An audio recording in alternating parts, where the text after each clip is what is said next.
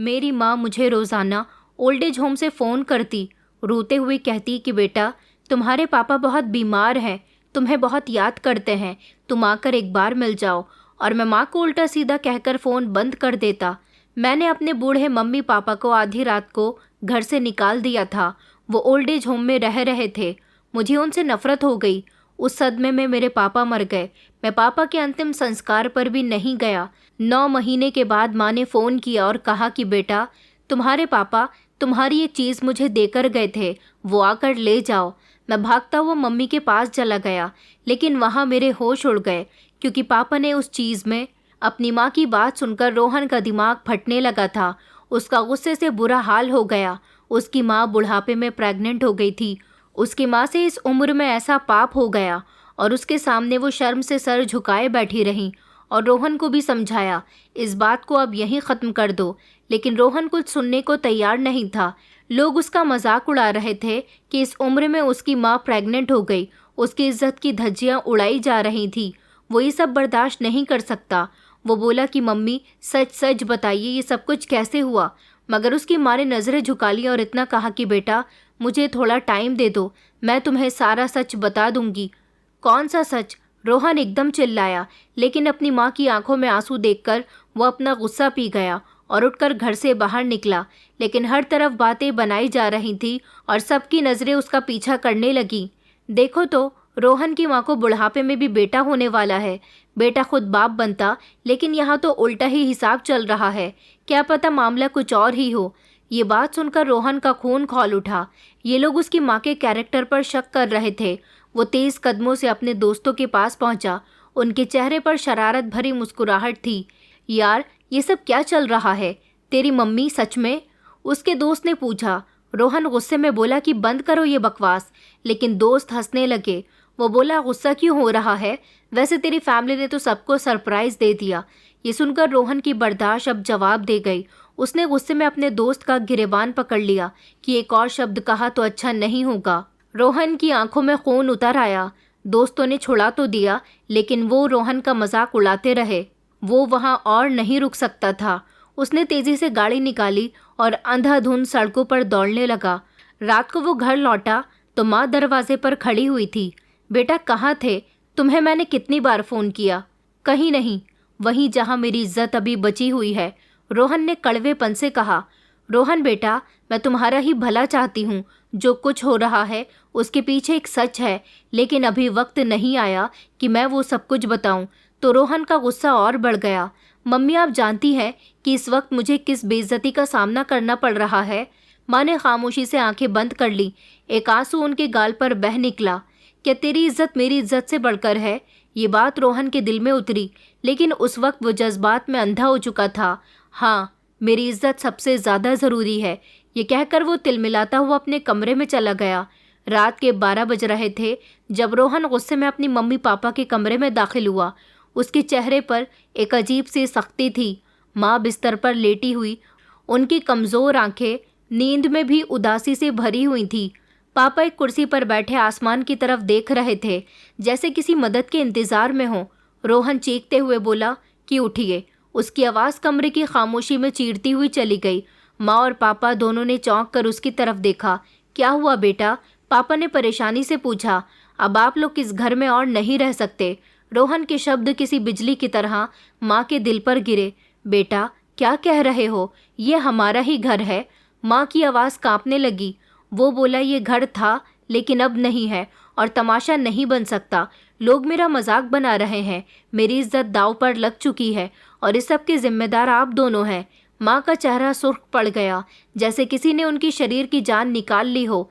पापा के हाथ कांपने लगे कि बेटा हम तो तुम्हारे मम्मी पापा हैं, हम कहाँ जाएंगे? माँ ने रूहानी आवाज़ में कहा तो वो बोला कि मुझे नहीं मालूम, लेकिन ये घर अब आपके लिए नहीं है। रोहन ने दरवाजे की तरफ इशारा किया। चलिए यहाँ से फ़ौरन। वो कहते रहे कि बेटा हमारे साथ ऐसा मत करो।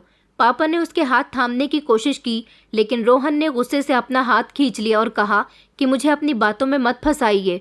मैं बहुत बर्दाश्त कर चुका हूँ, अब बस जाइए यहाँ से। माँ की आंखों से आंसू बह निकले, लेकिन वो कुछ नहीं कर सकी।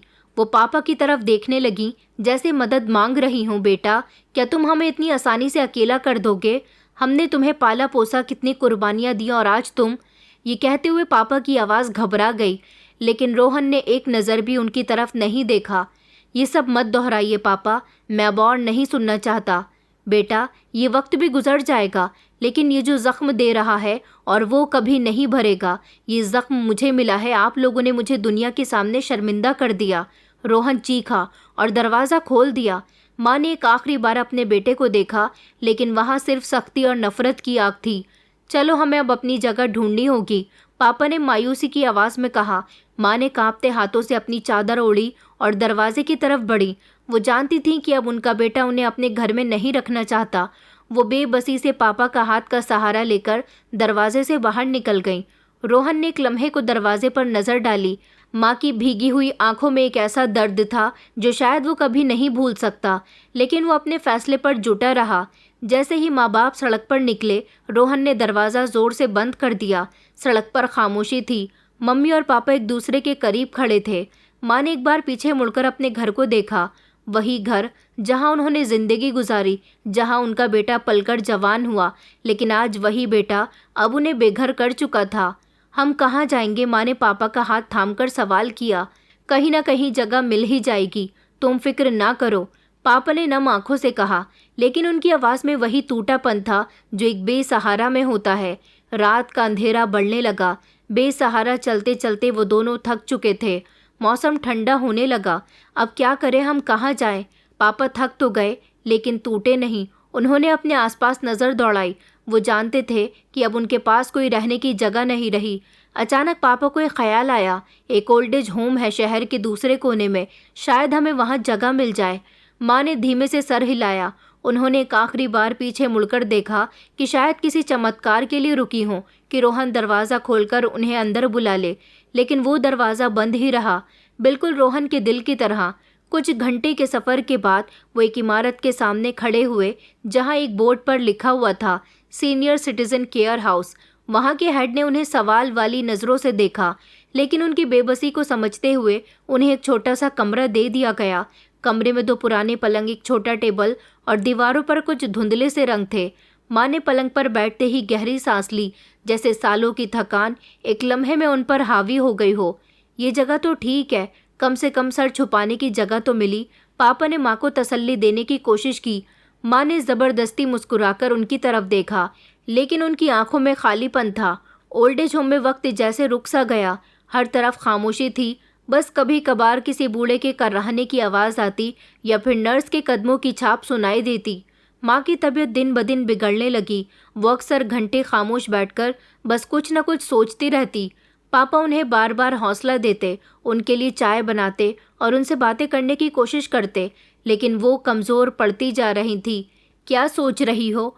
पापा ने एक दिन उनका हाथ पकड़कर पूछा। कुछ नहीं, माँ ने धीरे से कहा। फिर कुछ लम्हे खामोश रहने के बाद बोली कि बस ये सोच रही हूँ कि माँ होना भी कितनी अजीब चीज़ है।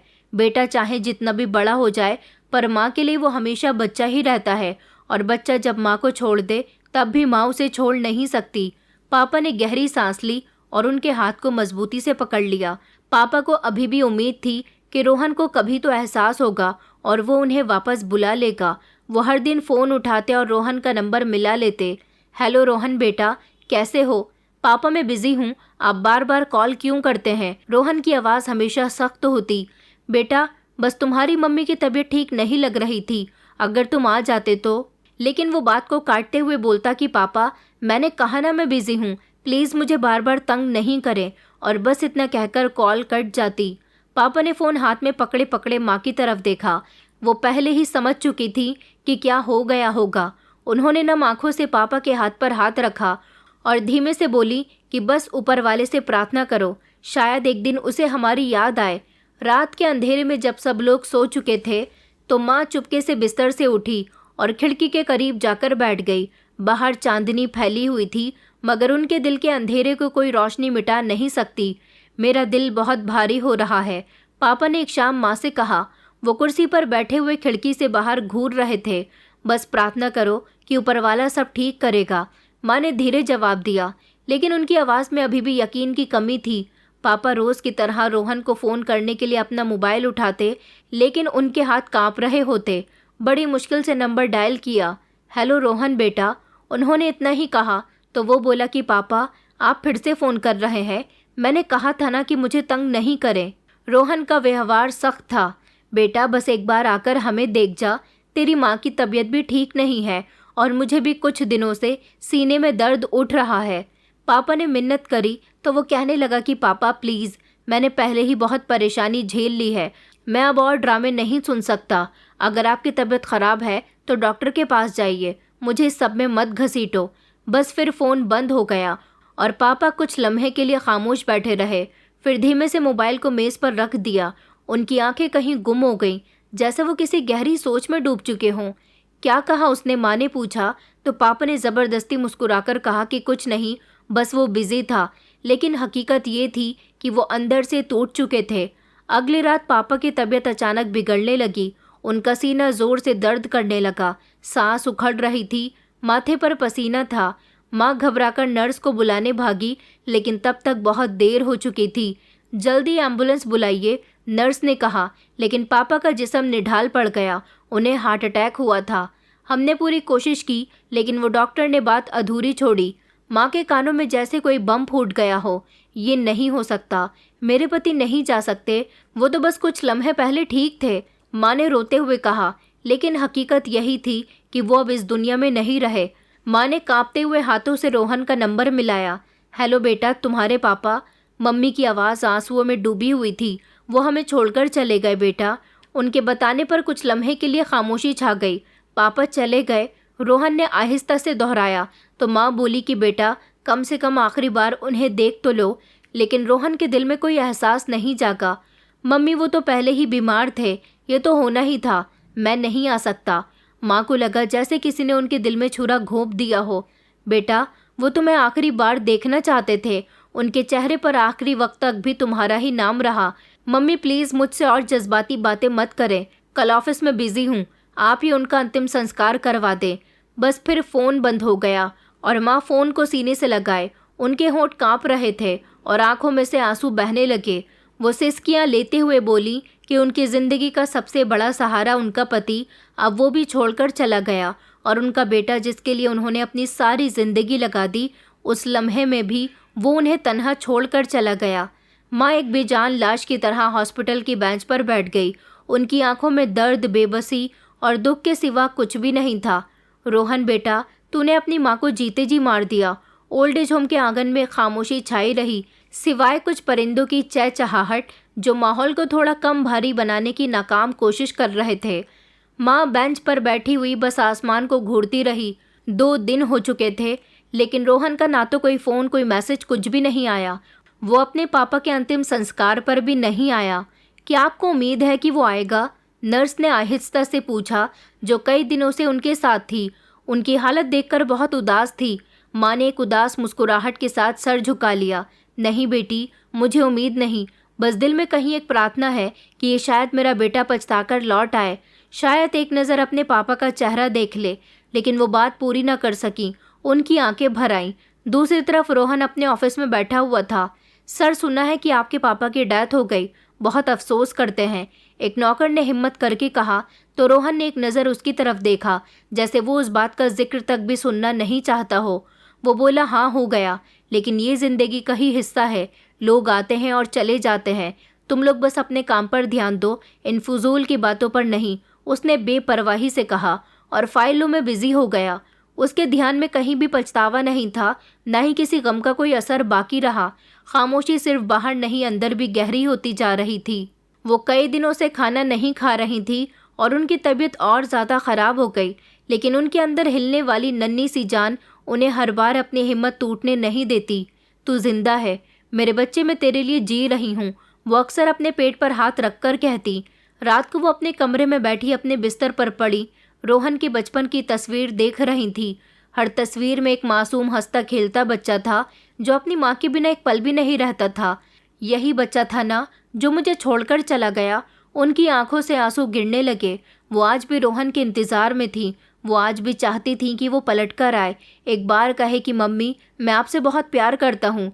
लेकिन हकीकत ये थी कि रोहन अपनी दुनिया में ही मगन था और माँ, वो अपनी बेबसी के साथ तन्हाई में घुटती ही जा रही थी। ओल्ड एज होम की खनक दीवारों के बीच में माँ खामोशी से बैठी अपने हाथों को देख रही थी। उनकी उंगलियां कांपने लगी। ये प्रेगनेंसी, आखिर ये मुमकिन कैसे हुआ? नर्स ने रिपोर्ट्स देखते हुए हैरत से कहा। डॉक्टर भी इसी बारे में सोच रहे थे कि इतनी उम्र में प्रेगनेंसी का ठहरना तकरीबन नामुमकिन होता है, लेकिन हकीकत ये थी कि माँ सच में प्रेग्नेंट थी। ये सब कुछ बहुत अजीब लग रहा था। डॉक्टर ने कहा कि मेडिकल साइंस में ऐसे केस ज़्यादातर नाकामयाब ही होते हैं, हमें कुछ टेस्ट करने होंगे। माँ ने खामोशी से डॉक्टर की तरफ देखा, फिर बोली कि मुझे किसी और टेस्ट की ज़रूरत नहीं है, मैं जानती हूँ कि सब कुछ ठीक है।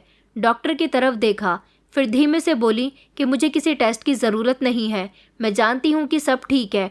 डॉक्टर और नर्स एक दूसरे को हैरानी से देखने लगे। लेकिन माँ जी, ये मामूली बात नहीं है, आपकी उम्र में इस हालत में। नर्स ने ध्यान से कहना चाहा, लेकिन माँ ने हाथ उठाकर उसे रोक दिया। मैं कह चुकी हूँ कि मुझे और कोई भी टेस्ट नहीं करवाना।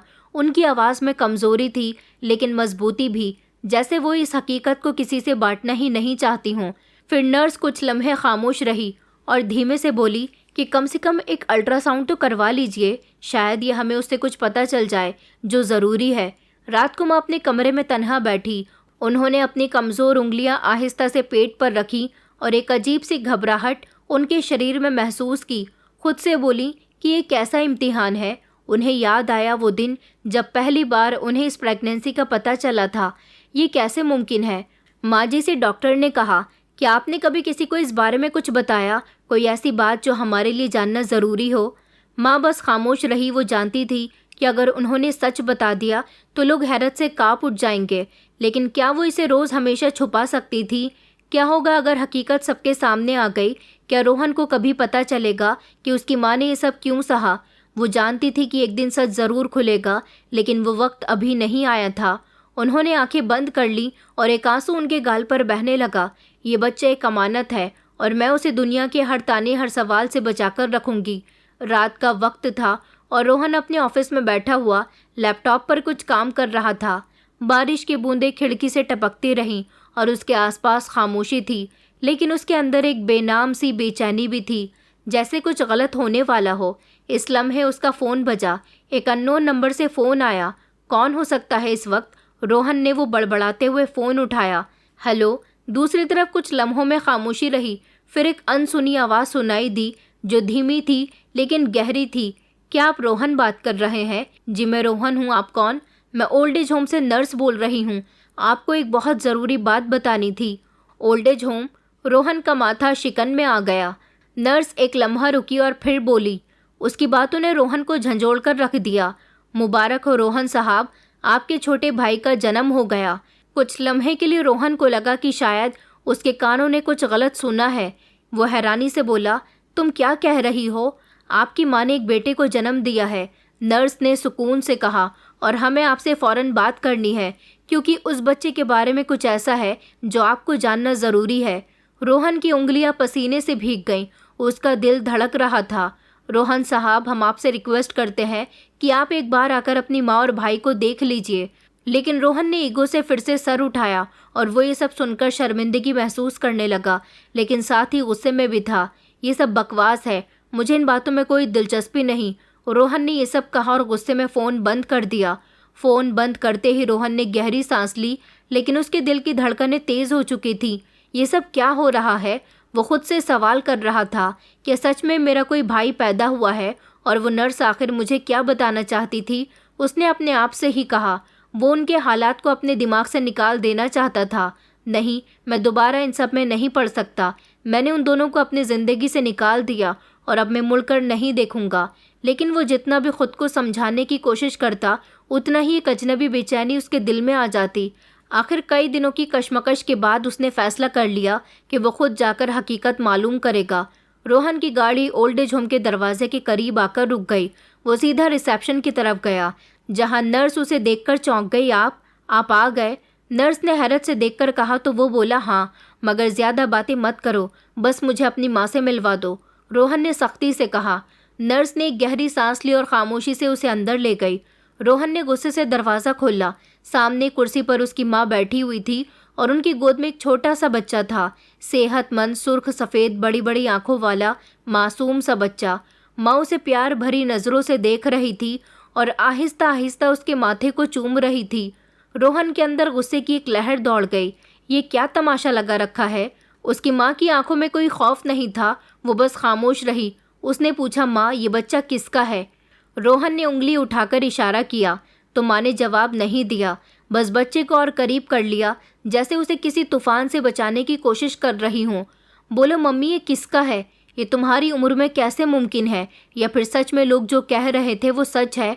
रोहन की आवाज़ में जहर भरा हुआ था। माँ के चेहरे पर एक साया सा लहराया। उन्होंने कोई सफाई नहीं दी। मम्मी मैं आपसे कुछ पूछ रहा हूँ, कहीं ये वही या कोई नाजायज़ तो नहीं? ये बात सुनते ही माँ के चेहरे का रंग सफ़ेद पड़ गया, जैसे वो अंदर से टूट गई हूँ। नर्स जो दरवाजे के करीब खड़ी हुई थी, ये सुनकर वो बोल पड़ी, मिस्टर रोहन, आपको अपनी माँ पर यह घटिया इल्ज़ाम लगाते हुए शर्म नहीं आती? तो फिर बताओ ये क्या है? रोहन ने सख्ती से नर्स को घूरते हुए कहा। माँ ने कांपते हाथों से बच्चे को सीने से लगा लिया। उनकी आंखों में आंसू भर आए, लेकिन वो अभी भी खामोशी थी। मम्मी आप चुप क्यों हैं? सच क्यों नहीं बता रही? रोहन ने चीख कर कहा तो माँ ने आंखों से अपने बेटे को देखा और बस एक ही बात कही, सच वक्त आने पर खुद बोलेगा बेटा। ये सुनते ही रोहन का सब्र और ज़्यादा जवाब दे गया। माँ ये तमाशा और नहीं देख सकता मैं। वो गुस्से से पैर पटकते हुए बाहर निकला, लेकिन उसके दिल में एक बेचैनी थी, एक ऐसी बेचैनी जिसका वो खुद भी मतलब नहीं समझ पा रहा था। रोहन गुस्से में ओल्ड एज होम से निकला, लेकिन उसके कदम कांप रहे थे। उसके अंदर जैसे कोई जंग छिड़ चुकी हो। वो गाड़ी में बैठा, लेकिन उसके हाथ स्टीयरिंग पर सख्ती से जम गए। उसके ख्याल में बार बार वही मंजर चल रहा था, माँ की खामोशी, उनकी नम आंखें और वो मासूम बच्चा जो उसकी माँ की गोद में बेखबरी की नींद सो रहा था। ये सब बेवकूफ़ बनाने का ड्रामा है। उसने खुद को तसल्ली दी, लेकिन उसके दिल में एक सवाल बार बार खटकता रहा, अगर ये सच में मेरा भाई नहीं तो फिर कौन है? उसके पास उस सवाल का सिर्फ एक ही जवाब ढूंढने का तरीका था, डीएनए टेस्ट। घर पहुंचते ही रोहन ने अपनी जेब से मोबाइल निकाला और एक मशहूर लैब का नंबर डायल किया। हेलो, क्या आप लोग डीएनए टेस्ट की सर्विस करते हैं? जी सर, हम करते हैं। आपको किसका टेस्ट करवाना है? लैब के हेड ने पूछा तो रोहन ने जवाब दिया।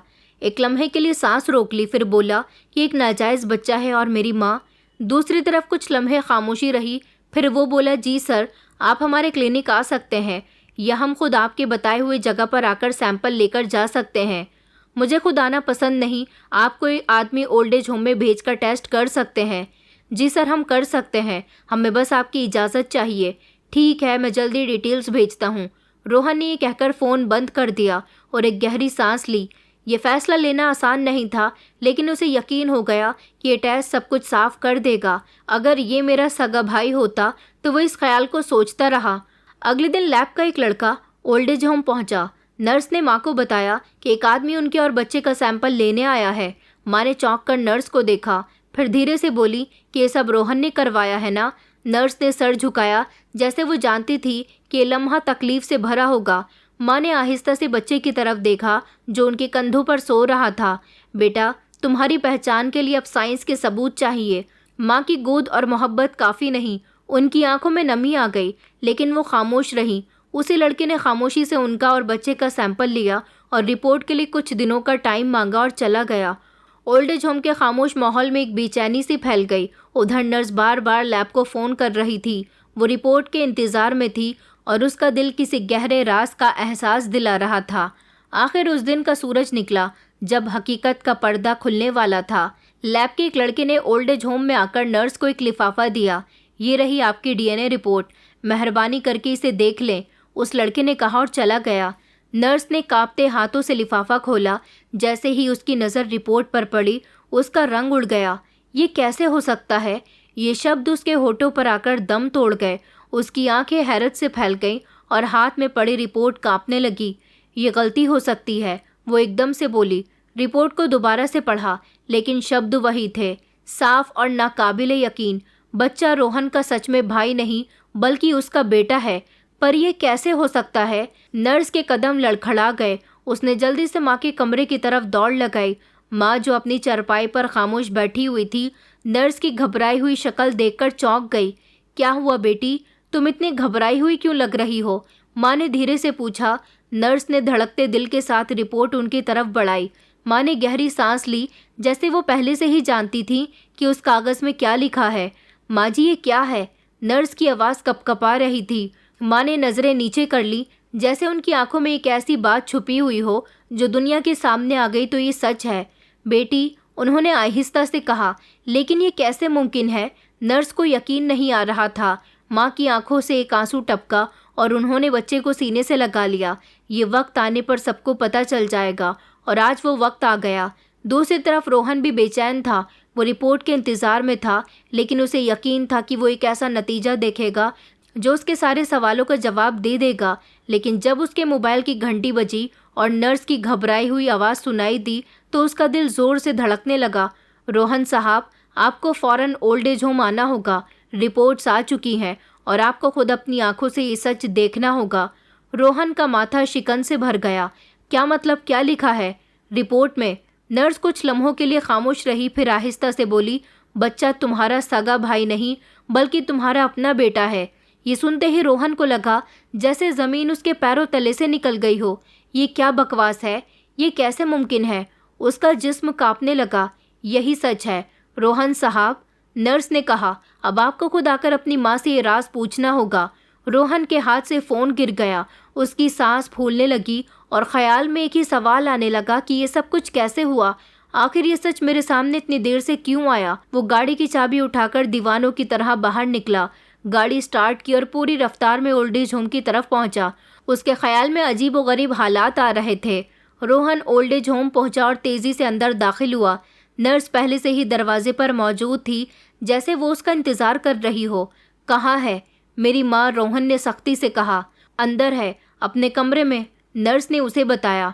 रोहन साहब, मेहरबानी करके आराम से बात करिएगा, वो पहले ही बहुत तकलीफ़ में है। तकलीफ़ में है? रोहन हंसकर बोला। और मैं क्या हूँ? मेरी पूरी दुनिया हिल चुकी है और तुम क्या कह रही हो कि मैं आराम से बात करूँ? वो तेज़ी से दरवाज़ा धकेल कर अंदर दाखिल हुआ था। माँ चारपाई पर बैठी हुई थी, बच्चा उनके पहलू में सो रहा था। जैसे ही रोहन अंदर आया, वो आहिस्ता से सीधी होकर बैठ गई, लेकिन उनकी आंखों में वही गहरी उदासी थी जो वो पीछे कई महीनों से ले बैठी रही।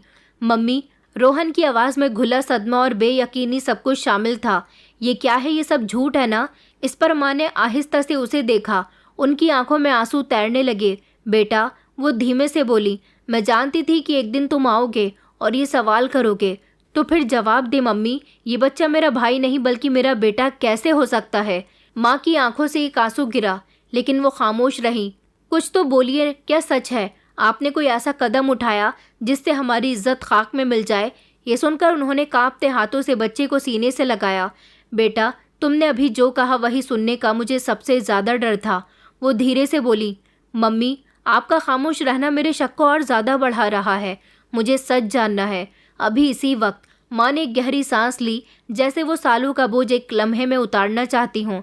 बेटा, मैं जो कहने जा रही हूँ उसके लिए खुद को तैयार कर लो, क्योंकि ये सच तुम्हें अंदर से हिलाकर रख देगा। रोहन की आंखों में बेचैनी थी, लेकिन वो चुपचाप खड़ा रहा। माँ ने एक नज़र सोते हुए बच्चे पर डाली, पर रोहन की तरफ देखा और बोली, ये बच्चा तुम्हारा बेटा है रोहन, और ये इस पाप की निशानी है जो तुमने कई सालों पहले किया था। ये सुनकर रोहन के कदम डगमगा गए। उसके कानों में शोर गूंजने लगा, जैसे पूरी दुनिया एकदम रुक गई हो। क्या माँ? माँ ने आंखें बंद कर ली, जैसे अब उनके पास छुपाने को कुछ नहीं हो। रोहन, ये वो सच है जो मैंने 9 महीने अपने अंदर छुपा के रखा। ये बच्चा तेरा अपना खून है, तेरी अपनी औलाद, और ये एक राज जो दीवार बनकर खड़ा था आज ज़मीन में कैद हो गया। रोहन का दिमाग सुन्न हो गया। माँ के शब्द बिजली की तरह उसके शरीर पर गिरे और वो अपनी जगह हैरान खड़ा हो गया। ये झूठ है, उसने ज़ोर से कहा, जैसे खुद को यकीन दिलाने की कोशिश कर रहा हो कि ये कैसे हो सकता है? ये बच्चा मेरा कैसे हो सकता है? माँ ने एक गहरी सांस ली और रोहन की तरफ देखा। उनकी आंखों में सालों का दर्द सिमटा हुआ था, एक ऐसा दर्द जो 9 महीने से सीने में दबाए बैठी रहीं। बेटा, वक्त आ गया है कि तुम्हें वो सब सच बताऊं जिसे मैंने 1 साल से अपने अंदर दबाए हुए रखा, उन्होंने धीमे से लेकिन भारी आवाज़ में कहा। रोहन का दिल तेज़ी से धड़कने लगा। याद है रोहन, कई साल पहले तुम्हारी ज़िंदगी में एक लड़की आई थी। ये सुनते ही रोहन की आंखों के सामने धुंधली यादें घूमने लगीं। वो एक गर्म दोपहर थी जब रोहन ने यूनिवर्सिटी के कैफ़े में पहली बार शिवानी को देखा था। बड़ी बड़ी आंखों वाली मासूम मगर खूबसूरत शिवानी उसकी क्लास में नई आई थी। शुरू में वो सिर्फ एक मामूली जान पहचान थी, मगर फिर ये प्यार में बदल गया। शायद रोहन के लिए कुछ टाइम की दिल लगी थी, पर शिवानी तो उसके लिए अपनी दुनिया छोड़ने को तैयार हो गई। वो उस पर भरोसा करती, उससे बहुत प्यार करती, लेकिन रोहन के लिए वो सिर्फ एक खेल था। रोहन, क्या तुम मुझसे शादी करोगे? शिवानी ने एक दिन उम्मीद भरी नज़रों से पूछा। रोहन हंस दिया, जैसे ये सवाल मजाक हो। शिवानी यार, अभी हम तो बहुत छोटे हैं, जिंदगी में अभी और मज़े करने हैं। शिवानी की आंखों में मायूसी थी, मगर वो फिर भी उसके साथ रही, यहाँ तक कि एक दिन वो रोहन के धोखे का शिकार हो गई। जब शिवानी ने उसे बताया कि वो प्रेग्नेंट है, रोहन का रंग उड़ गया। उसने कहा कि शिवानी, ये मेरा मसला नहीं है, ये सब तुम्हारी गलती है, मुझे इस मामले में मत जोड़ो। शिवानी ने उसे लाख बार मिन्नतें की, लेकिन रोहन ने उसे ऐसे ही छोड़ दिया और वो चली गई, हमेशा के लिए। फिर रोहन ने कभी पलटकर उसकी खबर नहीं ली। माँ ने एक आंसू पोंछा और दोबारा रोहन की तरफ देखा। बेटा, शिवानी ने कभी तुम्हें कुछ नहीं बताया, पर अपनी आखिरी सांसों तक तुम्हारे प्यार के धोखे को सीने से लगाए बैठी रही। माँ की आवाज़ कांप रही थी। आखिरी सांसों तक, रोहन ने हैरत से दोहराया। माँ ने सर हिला दिया। हाँ बेटा, शिवानी बहुत बीमार हो चुकी थी। जब उसे लगा कि वो मरने वाली है, तो वो मेरे पास आई। वो जानती थी कि तुमने उसे ठुकरा दिया, लेकिन फिर भी उसने अपना बच्चा तुम्हारे पास छोड़ने का फैसला किया। उसने मुझसे कहा कि आंटी, मैं रोहन को माफ़ नहीं कर सकती, पर मैं चाहती हूँ कि मेरा बच्चा अनाथ नहीं हो। आप माँ हैं, आपको मेरा दर्द समझ आ रहा होगा कि माँ की ममता क्या होती है, और मैं कैसे इनकार कर सकती थी। माँ की आंखों में आंसू थे। मैंने उसे अपनाने का फैसला किया, लेकिन ये सोचा कि अगर मैंने सच बता दिया तो लोग तुम पर उंगलियां उठाएंगे। मैंने अपने बुढ़ापे में ये पाप अपने सर ले लिया, ताकि तुम्हें सोसाइटी की नज़रों में शर्मिंदगी ना उठानी पड़े। रोहन के सर पर जैसे किसी ने पहाड़ तोड़ दिया हो। ये सब वो हकलाते हुए बोला। ये मेरा अपना बच्चा है। माँ ने कहा कि हाँ रोहन, ये बच्चा तेरा अपना खून है। ये वो पाप है जिसे तू भूल गया था, पर कुदरत ने इसे तेरे सामने लाकर खड़ा कर दिया। रोहन ने सोते हुए मासूम बच्चे की तरफ देखा। उसकी बड़ी बड़ी आंखें, नर्म नाजुक हाथ, वो सब कुछ रोहन के अपने चेहरे की झलक लग रही थी। उसकी आंखों में अंधेरा छाने लगा। ये नहीं हो सकता। वो सिर पकड़कर बैठ गया, लेकिन अब सच्चाई सामने आ चुकी थी। ये जिंदगी का इंसाफ है रोहन, माँ ने धीमे से कहा। तूने एक माँ के प्यार को ठुकरा दिया था, आज कुदरत ने तुझे ही ऐसी हालत में डाल दिया। रोहन की आंखों से आंसू बह निकले। मम्मी, आपने ये सब मेरे लिए किया। उसके होंठ कांप रहे थे। माँ ने नम आंखों से अपने बेटे की तरफ देखा और धीरे से सर हिलाया। मैंने अपनी इज्जत को कुर्बान कर दिया ताकि तुम्हारी इज्जत बाकी रह सके। मैंने अपने माथे पर ये कलंक का टीका लगा लिया ताकि तुम्हारा बच्चा इस दुनिया में नाजायज़ ना कहलाए। पर रोहन पीछे हटते हुए कहने लगा कि नहीं नहीं, ये नहीं हो सकता, ये सब झूठ है, जैसे वो ये हकीकत को अपनाने से इनकार कर रहा हो। लेकिन माँ की आंखों में सच्चाई थी, वो सच्चाई जिससे वो अब और भाग नहीं सकता। माँ ने गहरी सांस भरी और अपनी कहानी सुनाने लगी कि जब शिवानी मेरे पास आई, वो बहुत बीमार थी। उसकी हालत ऐसी थी कि वो जानती थी कि वो ज़्यादा दिन जिंदा नहीं रहेगी, पर वो अपने बच्चे को इस बेरहम दुनिया में अकेला नहीं छोड़ना चाहती थी। शिवानी ने कहा कि आंटी, मैं आपसे बस इतनी मिन्नत करती हूँ कि मेरे बच्चों को सहारा दे दें, उसे इस दुनिया की लानतों से बचा लें। रोहन ने मुझे छोड़ दिया, पर मेरा कसूर क्या था, और इस मासूम का क्या कसूर है? मेरी आंखों से आंसू बहने लगे। मैं उसके दर्द को समझ सकती थी। मैं भी माँ हूँ, मैं जानती हूँ कि माँ बनना कितना बड़ा इम्तिहान होता है। शिवानी ने अपना बच्चा मुझे सौंप दिया और वो कुछ दिन के बाद इस दुनिया से चली गई। पर मुझे पता था कि अगर मैंने सच को बता दिया तो लोग तेरे कैरेक्टर पर उंगलियां उठाएंगे, तेरे बच्चे को नाजायज़ का नाम देकर धुतकारते रहेंगे। मैं सब बर्दाश्त नहीं कर सकती थी। रोहन, मैं नहीं चाहती थी कि तेरे पापों का बोझ इस मासूम पर डाल दिया जाए। रोहन की आंखों के सामने अंधेरा छाने लगा। वो कांपते हुए बोला, तो इसलिए आपने खुद को प्रेग्नेंट बताया? माँ ने हाँ में सर हिला दिया कि हाँ बेटा, मैंने अपने बुढ़ापे में वो बोझ अपने सर पे ले लिया जिसका असली जिम्मेदार तू ही था। मैंने अपने जिस्म की कमज़ोरी, अपनी उम्र की सच्चाई सबको झुटलाकर ये दिखावा किया कि मैं फिर से माँ बनने वाली हूँ, वो भी सिर्फ इसीलिए कि कोई भी इस बच्चे पर उंगली ना उठा सके। मैंने सोसाइटी के ताने सुने, मैंने खुद को शर्मिंदा होने दिया और वो सब भी बर्दाश्त किया जो एक माँ कभी नहीं सहना चाहती। पर इस सब से मैंने अपने पोते को अनाथ होने से बचा लिया। ये सुनकर रोहन की टांगें डगमगा गईं। उसे लगा जैसे उसके पैरों के नीचे से ज़मीन निकल गई हो। उसने गुस्से में अपनी माँ को घर से भी निकाल दिया था, उन्हें इतना बेइज्जत किया, उन पर कैरेक्टरलेस होने के इल्ज़ाम भी लगाए। मगर आज वो सच सुन रहा था कि ये सब कुछ सिर्फ उसी की खातिर किया गया था। वो बोला, मम्मी मैंने आपके साथ कितना गलत किया। उसकी आवाज़ में घबराहट और शर्मिंदगी थी। फिर माँ ने मुस्कुराते हुए अपने आंसू साफ किए और कहने लगी, लेकिन बेटा मैंने तुझे कभी बद्दुआ नहीं दी। मैं तो बस ऊपर वाले से यही मांगती थी कि एक दिन वक्त तुझे सच्चाई दिखा दे। रोहन ने फौरन ही उनका चेहरा अपने हाथों में ले लिया और बोला कि मैंने आपको कैसे धुतकारा और इल्ज़ाम भी लगाया, आपको उस हाल में छोड़ दिया। वो बहुत ज़्यादा सिसकने लगा। तो माँ ने कहा कि बेटा अब जो होना था वो तो हो गया। ये वक्त तुझे एक फ़ैसले पर मजबूर कर देगा। या तो तू अपने गुजरे कल की गलतियों को सुधार ले या फिर एक बार और भाग जाए। रोहन ने अपनी माँ की तरफ देखा, जिनकी गोद में वो बच्चा था जिसे वो खुद अपना भाई समझता था और हकीकत में वो उसका ही बेटा था। उसके शरीर का एक ख़ास हिस्सा वो कांप सा गया। फिर बोला कि माँ मैं बच्चे को अपना सकता हूँ, क्या मैं इतना बड़ा बोझ उठा सकता हूँ? ये सवाल उसके दिमाग में घूमने लगे, पर जवाब अभी तक नहीं मिला और माँ का चेहरा सुर्ख पड़ चुका था। सांसें तेज़ और वो निढाल सी चारपाई पर लेटी थी। उनकी आंखें आधी खुली थी, जैसे वो दुनिया और बेहोशी के बीच में झूल रही हों। रोहन ने माँ से कहा कि मम्मी आपकी तबीयत ठीक नहीं लग रही, हम हॉस्पिटल चलते हैं। रोहन काफ़ी घबरा गया और फ़ौरन उसने नर्स को बुलाया कि मम्मी को हॉस्पिटल लेकर जाना होगा। नर्स ने साथ दिया। रोहन ने जल्दी से उन्हें सहारा दिया और गाड़ी में बैठाकर तेज़ी से हॉस्पिटल पहुंचा। रास्ते में बार बार उसकी नज़रें माँ पर जाती रहीं। वो बार बार कह रहा था कि मम्मी प्लीज़ मुझे माफ़ कर दो, मैंने आपको कितना गलत समझा, आपके साथ क्या कुछ नहीं किया। उसकी आवाज़ में कपकपाहट थी। माँ ने धीरे से अपनी आंखें खोली। उनकी नज़रें रोहन के चेहरे पर अटक गईं। उनकी आंखों में कोई गुस्सा, कोई नाराज़गी, कुछ भी नहीं था, बस एक गहरी उदासी थी। उन्होंने कहा कि बेटा मैंने कभी तुझे बद्दुआ नहीं दी। उनकी कमज़ोर आवाज़ में कपकपाहट सी थी। वो बोली, लेकिन बेटा याद रख, वक्त का कर्ज हमेशा चुकाना पड़ता है। ये सुनते ही रोहन के दिल में झटका सा लगा। वो उन शब्दों का मतलब समझने की कोशिश कर रहा था। जैसे ही उसने माँ की आंखें बंद होते हुए देखी, वो बहुत घबरा गया। मम्मी प्लीज़ आंखें खोलो, हॉस्पिटल आने वाला है, आपको कुछ भी नहीं होगा, आप बिल्कुल ठीक हो जाएंगी।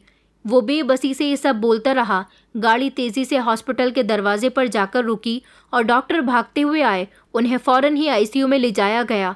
रोहन की बेजान नज़रें माँ पर थी, जो स्ट्रेचर पर लेटाई जा रही थी। वो कुछ कहना चाहता था, पर उसके होठ चुप रहे। कई घंटे के गुजरने के बाद रोहन हॉस्पिटल में आईसीयू के बाहर बेचैनी से चक्कर लगाता रहा। फिर डॉक्टर आईसीयू से बाहर आए। उनके चेहरे की मायूसी बता रही थी कि हालत बहुत ज़्यादा नाजुक है। वो बोले, रोहन साहब हमें प्रार्थना करनी होगी कि माँ जी की तबीयत संभल जाए, लेकिन उनकी हालत बहुत कमज़ोर हो गई है। ये सुनकर रोहन के दिल में एक चुभन सी हुई। वो हॉस्पिटल के पास के मंदिर में जाकर माँ के संभलने की प्रार्थना करने लगा कि मैं बहुत बड़ा पापी हूँ, मैंने अपनी माँ के साथ इतना गलत किया, मैंने उन पर जुल्म किया, मैंने उनके प्यार को भी नज़रअंदाज किया, पर तुम तो मेरी माँ को इस हालत से बाहर निकाल सकते हो। मैं अब कभी माँ को तकलीफ़ पहुँचाने का सोचूंगा भी नहीं, बस उन्हें ठीक कर दो, मेरी माँ को बचा लो। उसकी आंखों से लगातार ही आंसू बहते जा रहे थे और उसकी हिचकियाँ पूरे मंदिर में गूंज उठी। वहाँ आईसीयू में बहुत खामोशी थी, बस मशीनों की बीप बीप की आवाज़ हल्की पड़ती जा रही थी और अब रोहन अपनी माँ के बेड के पास बैठा उनका हाथ पकड़कर रोए जा रहा था। मम्मी प्लीज़ मुझे माफ़ कर दो, मैं एक बहुत बुरा बेटा था, पर आपके प्यार के बिना मैं सच में कुछ भी नहीं। आंखें खोलो मम्मी, एक बार मुझसे बात तो करो, ये कह दो कि आपने मुझे माफ़ कर दिया। मम्मी मैं आपके बिना कैसे जीऊँगा? मैंने आपके प्यार को नज़रअंदाज किया, आप पर और जुल्म किया और आपको अकेला छोड़ दिया, लेकिन फिर भी आपने मुझे बद्दुआ नहीं दी। नर्स कमरे के दरवाजे पर खड़ी रो रही थी। डॉक्टर ने धीरे से आकर माँ की नब्ज़ चेक की, फिर रोहन की तरफ देखकर सर झुका लिया। उसके बाद कहने लगे कि माफ़ करिए रोहन साहब, वो नहीं रही, हम उन्हें नहीं बचा सके। पर ये शब्द रोहन पर बिजली बनकर गिर पड़े। उसने माँ के बेजान हाथों को चूम लिया, माथा उनके कदमों पर रख दिया और ख़ुद बिलक बिलक कर रोने लगा। माँ अब हमेशा के लिए उसे छोड़कर जा चुकी थी, पर जाते जाते वो रोहन को सबसे बड़ा सबक देकर चली गई थी कि माँ का प्यार बहुत बड़ा होता है और वक्त का कर्ज कभी माफ़ नहीं होता। सूरज छिप चुका था, आसमान सुर्ख हो गया, जैसे वो भी किसी बड़े सदमे का गम मना रहा हो। रोहन माँ की चिता के पास बैठा था। आंखों से आंसू बिल्कुल रुकने का नाम नहीं ले रहे थे। उसका दिल भी एक बर्दाश्त के बाहर वाले दर्द से गुजर रहा था। वो धीरे से बोला कि मम्मी, मैंने आपको खो दिया, जैसे माँ अब भी उसकी बात सुन रही हो। मैंने अपनी ज़िंदगी में हर चीज़ को अपनी ईगो और ज़िद पर कुर्बान कर दिया, पर मैंने नहीं सोचा कि आपका प्यार ही मेरे लिए दुनिया की सबसे बड़ी दौलत थी। अगर मैं वक्त को वापस ला सकता तो मैं कभी भी आपको खुद से दूर नहीं जाने देता। अगर मैं आप पर भरोसा कर लेता तो आज आप मेरे साथ होती मम्मी। हिचकियों के बीच में उसने आसमान की तरफ देखा और पहली बार दिल ही दिल में प्रार्थना करी कि मेरी माँ की आत्मा को शांति पहुँचे। उनके बिना ये दुनिया एक अनजान और वीरान सी जगह है। तभी हवा में हल्की सी सरसराहट हुई, जैसे कि ऊपर वाले ने उसकी प्रार्थना सुन ली हो। फिर माँ की मौत के बाद रोहन की दुनिया खाली सी हो गई। ओल्ड एज होम में नर्स ने बच्चे को अपनी गोद में उठाया और फिर रोहन की तरफ देखा। ये तुम्हारा अपना खून है रोहन साहब, अब आप अपनी माँ की तरह कुर्बानी दोगे या फिर इसे भी अनाथ आश्रम में छोड़ दोगे? रोहन ने कांपती आंखों से बच्चे को देखा। वो नन्हा सा बच्चा जो अब तक इस सच से बेखबर था, अपनी मासूम आंखों से दुनिया को देख रहा था। रोहन की आंखों में आंसू आ गए। उसे अपनी माँ की वो कुर्बानी याद आई जो उन्होंने उस बच्चे को बचाने के लिए दी थी। धीरे धीरे उसने हाथ आगे बढ़ाया और बच्चे को नर्स की गोद से ले लिया। फिर जैसे ही उसने बच्चे को अपनी बाहों में लिया, उसके अंदर मानो कुछ बदलने लगा कि मैं अब तुम्हें कभी भी अकेला नहीं छोड़ूंगा। रोहन ने उसे मजबूती से पकड़ते हुए कहा कि जो गलती मैंने अपनी माँ के साथ की वो अब दोबारा नहीं होगी। ऐसे ही सालों गुजरते गए। वक्त का पहिया घूमता चला गया और रोहन की ज़िंदगी भी बदलती रही। उसने अपने बेटे को संभालते हुए अपनी गलतियों का सुधार समझते हुए उसको पालना शुरू किया और अपनी माँ के प्यार को याद रखते हुए उसे वो सब दिया जो शायद वो पहले किसी को भी नहीं दे सकता था, और एक अच्छा बाप बनने की पूरी कोशिश करता रहा। पर कुदरत के फैसले हमेशा इंसान की मर्जी से नहीं होते। आज रोहन 60 साल का हो चुका था और वो वहीं खड़ा था जहाँ कभी उसके पापा होते थे, एक ओल्ड एज होम में। वही पुरानी खामोश दीवारें, वही अकेलापन, वही इंतज़ार। वो एक कुर्सी पर बैठा खिड़की से बाहर देख रहा था, जैसे किसी का इंतज़ार कर रहा हो, जैसे कोई पुरानी याद उसकी आंखों में बस गई हो। उसी पल एक नर्स वहाँ आई और उसके पास बैठकर बोली कि आज आप कुछ ज़्यादा ही चुप लग रहे हैं। रोहन साहब, क्या सोच रहे हैं? रोहन ने धीरे से सर हिलाया।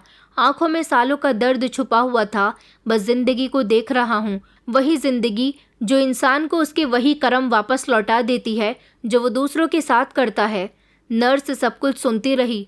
रोहन ने कहा कि तुम्हें पता है, कभी एक दिन था जब मैंने अपने ही माँ बाप को आधी रात को घर से बेघर कर दिया और फिर पलटकर कभी नहीं देखा, और बाद में जब मुझे इसका पछतावा हुआ तो तब तक बहुत देर हो गई थी। और आज देखो, मैं भी अपने पापा के जैसा यहाँ बेबस पड़ा हुआ हूँ। मेरे बेटे ने भी आज मेरे साथ वही किया, क्योंकि जो हम पहले करते हैं वही सब लौट कर ज़रूर आता है। और मम्मी की इज्जत प्यार वो चीज़ है जो किसी भी चीज़ से बढ़कर होना चाहिए, क्योंकि इंसान जो बोता है बाद में उसे वही तो काटना पड़ता है। दोस्तों, उम्मीद करती हूँ आपको हमारी कहानी पसंद आई होगी। कहानी पसंद आई है तो वीडियो को लाइक करें, चैनल पर नए हैं तो चैनल को सब्सक्राइब करें, और हाँ, नोटिफिकेशन बेल को ज़रूर दबाएं ताकि अगली अपडेट सबसे पहले आपको मिले।